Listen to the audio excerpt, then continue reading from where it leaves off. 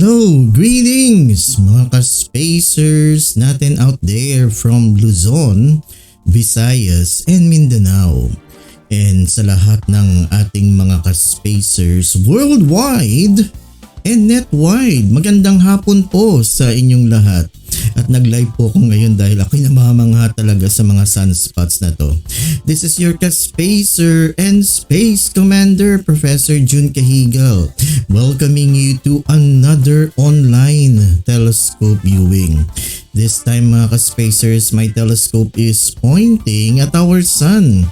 And kung nakikita po ninyo yung mga sunspots na nakita natin kahapon, halos ganun pa rin, pero parang lumaki ng konti. Today is April 21, Thursday 2022. And right now you are viewing on screen our sun with those sunspots. May isang region sa sun na talagang malalaki at maraming sunspots. And mga ka-spacers, just to give you an idea of the size of those sunspots, mas malaki pa yan po sa mundo natin. Alright, and nakita ko yung post ng Pag-asa kanina at nag-observe din po sila, and ako'y natutuwa at talagang halos pare-pareho lahat po yung mga ino-observe namin. Lahat po yung mga astronomy enthusiast na nakatutok po ngayon sa araw. At natutuwa ko dahil halos pareho po lahat yung amin nakikita. Alright, so baka tanungin po ninyo ano ba yung mga sunspots na ito.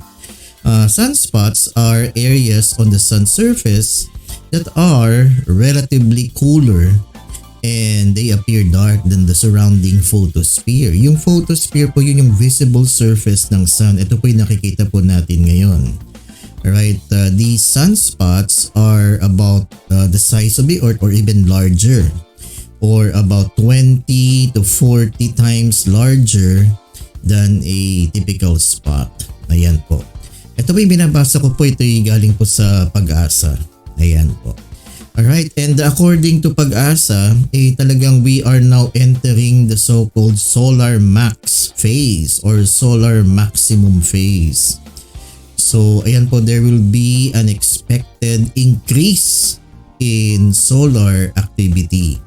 So ito po yung mga pag sinabi nating solar activity, like there is an increase or frequent solar flares and increased number of sunspots. Ayan po, and the like. Or even yung coronal mass ejections na tinatawag.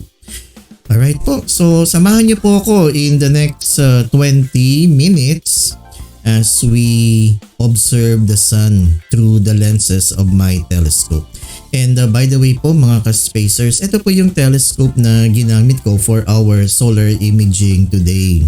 So this is a Vixen custom 80mm refracting telescope. And kung mapapansin po ninyo mga ka-spacers, dun sa dulo ng telescope ay may solar filter.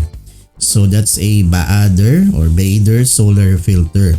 So that will allow me to observe the sun safely. Ayan po. So ang ang warning ko lang po, talagang kung namamangha po kayo sa mga sunspots na ito, do not observe the sun directly without adequate protection. Alright?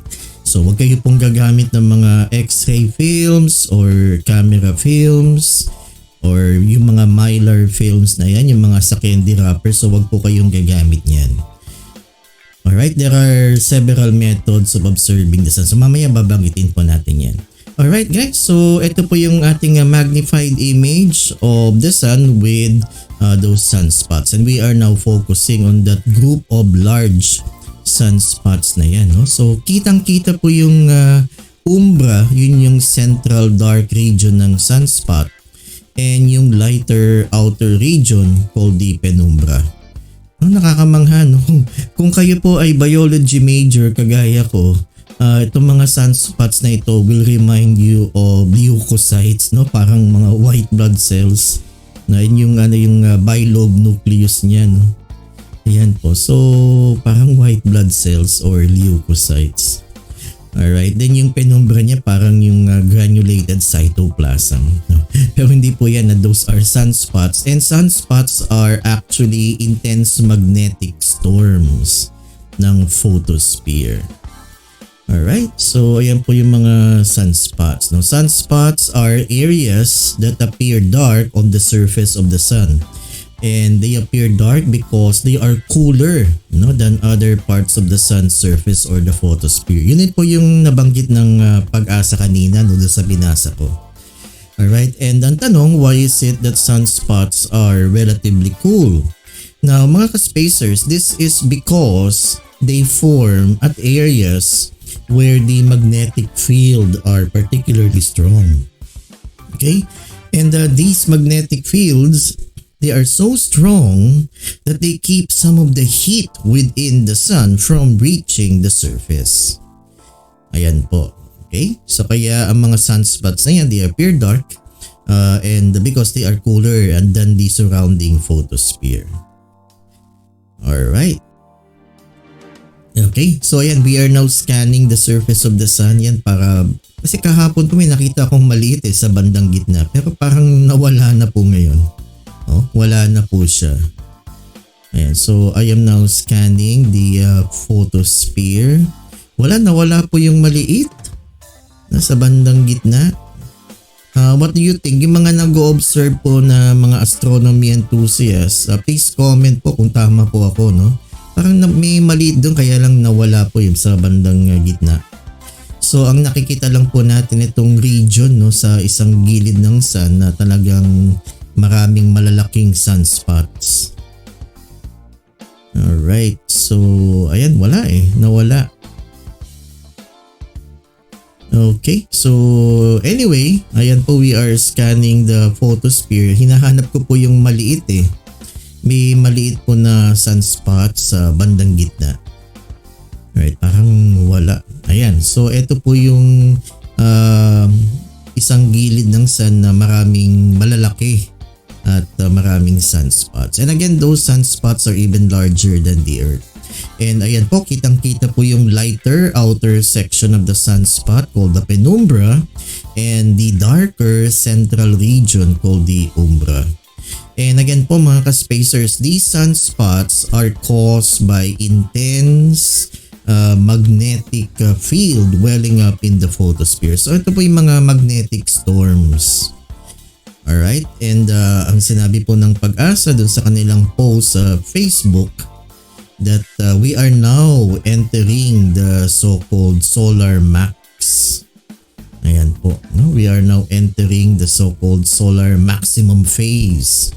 So pag ganun po, there will be an increase in solar activity like frequent solar flares and increased number of sunspots. So siguro sa mga susunod na araw, mas marami pa po tayong makikitang mga sunspots. And nandito po kami mga astronomy enthusiasts, inaantabayanan po namin, we will keep on observing the sun para sa mga ganap, no, yung mga changes na makikita natin. Baka mas marami pa po tayong sunspots na makikita in the next couple of days or even weeks to come.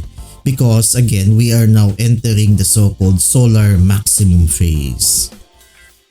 Alright po, so that's the magnified image of our sun. Today is April 21, hapon po ng April 21, 2022, Thursday.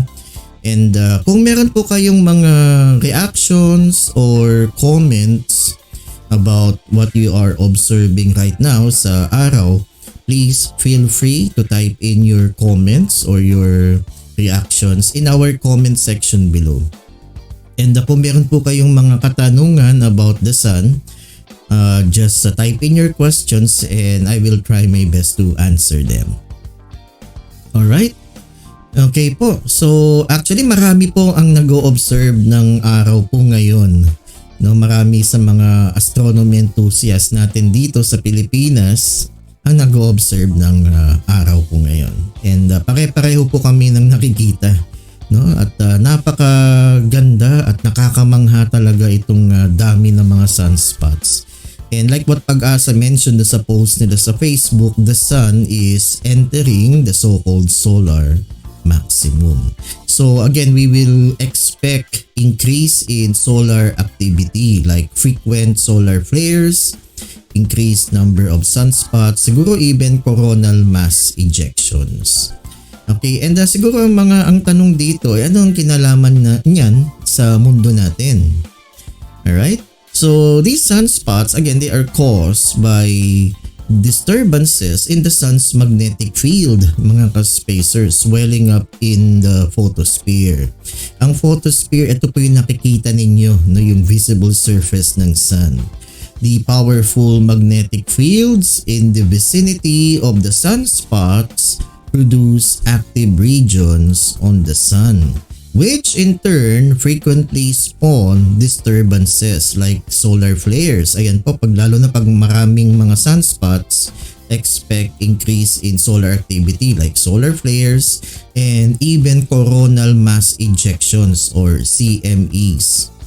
And because sunspots are associated with these solar activities like yung solar flares na yan and coronal mass ejections, marami po sa mga astronomers, professional and amateur, they keep track on these features of the sun in order to help predict outbursts of solar storms like yan yung magnetic storms, mga solar flares, and coronal mass ejections.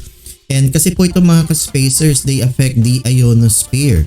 Ang ionosphere po, ito yung layer ng atmosphere natin composed of electrically charged particles. And pag may mga ganyan, mga solar flares or coronal mass ejections, they affect the ionosphere and it may affect radio communications, yung mga radar transmissions. So it may affect even yung transmission ng power sa mga power lines. So ganun po. So nakaka-apekto rin po yung mga yan dito sa mundo natin. Plus the fact no they produce radiation, so baka magkaroon ng increase in radioactivity. So yan, they affect the ionosphere and siguro makikita natin increase in auroras, no, yung pag-observe ng aurora sa north and southern Arctic region. Alright. So ayan po mga ka-spacers, no? So nakaka-apekto po yan sa mundo natin.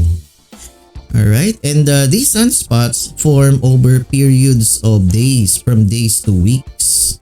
No, and they can even persist for weeks or even months. So since we are now entering the so-called solar maximum, ayan, we will be expecting more of these sunspots. So isn't that exciting mga ka-spacers, no?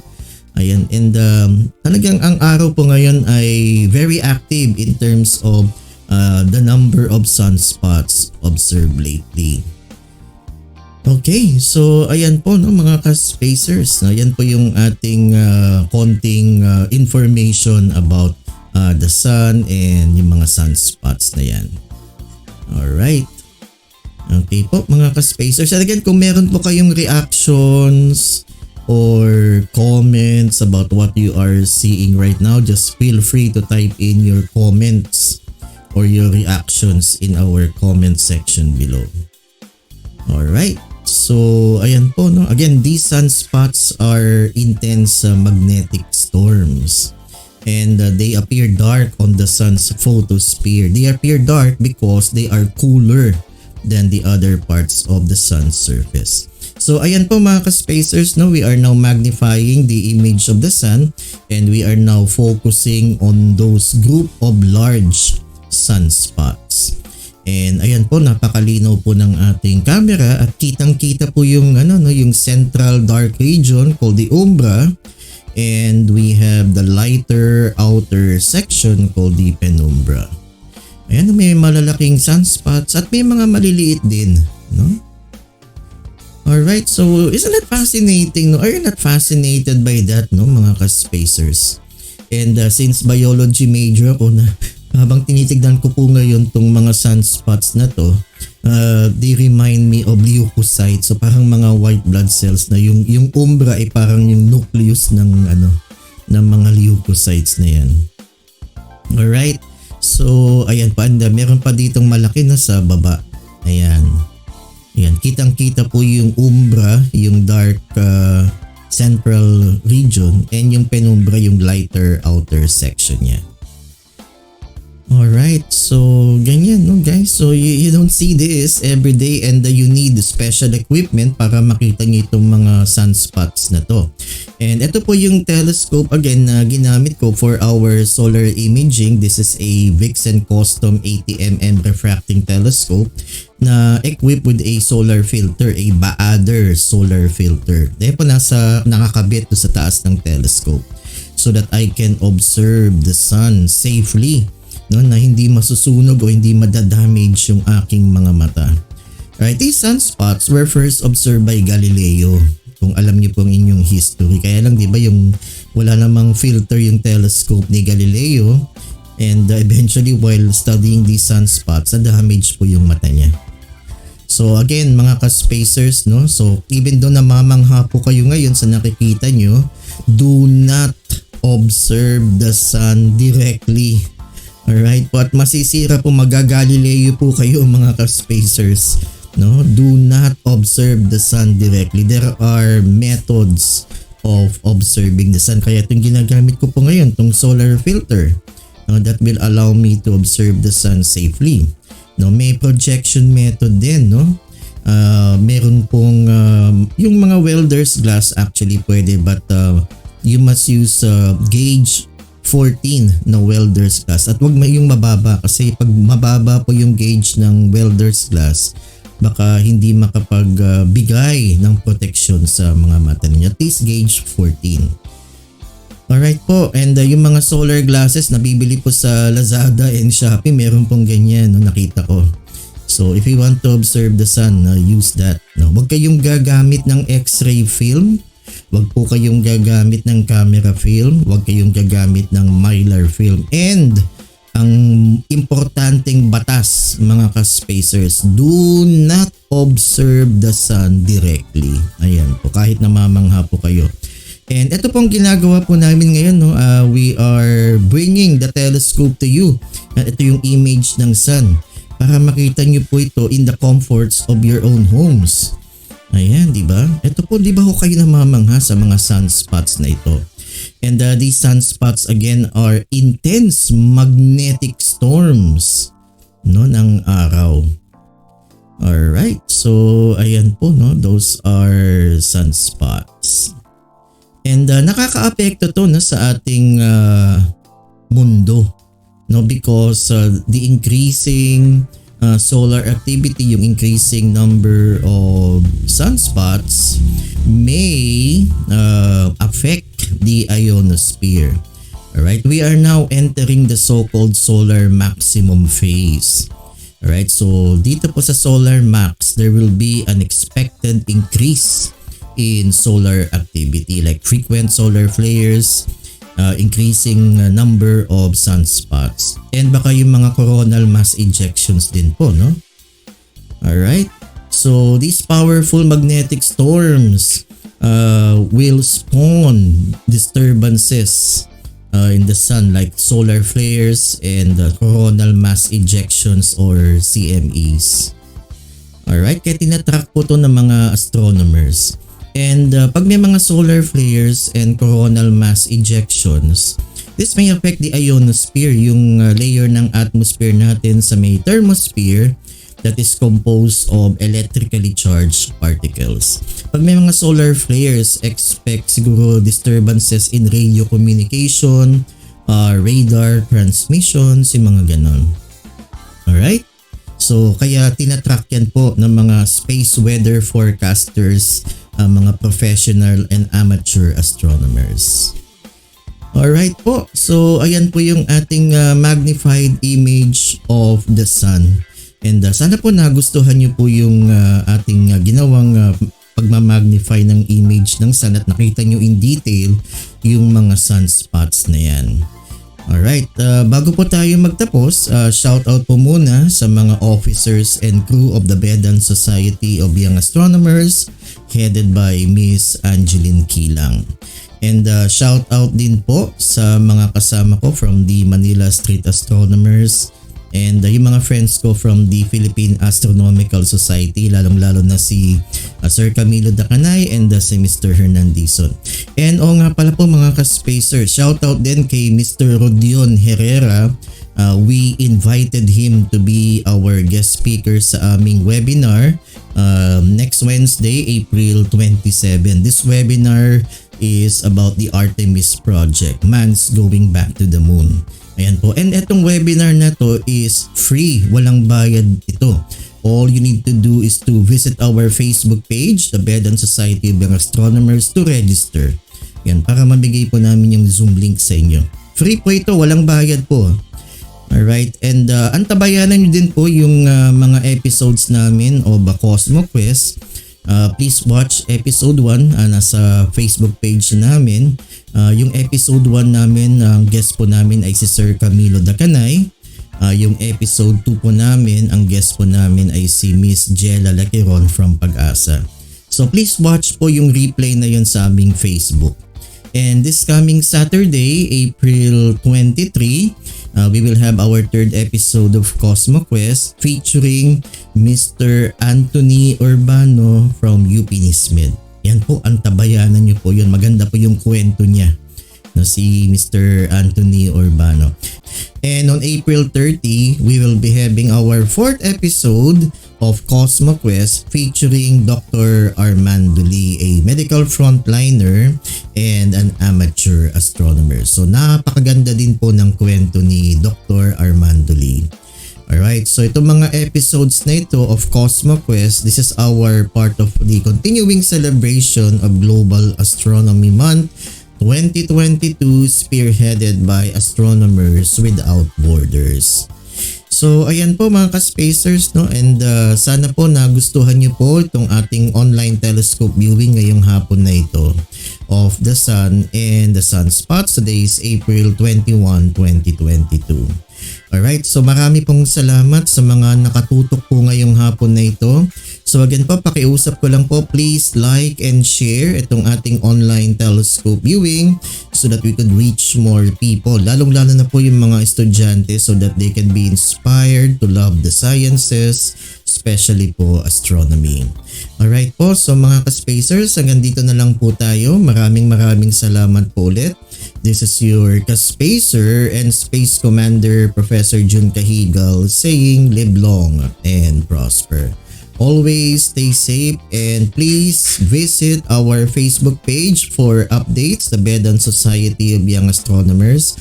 And please visit also the Facebook page of the Sky Watchers Society of Las Piñas. Alright po, maraming salamat. Bye-bye and see you in our next online telescope viewing.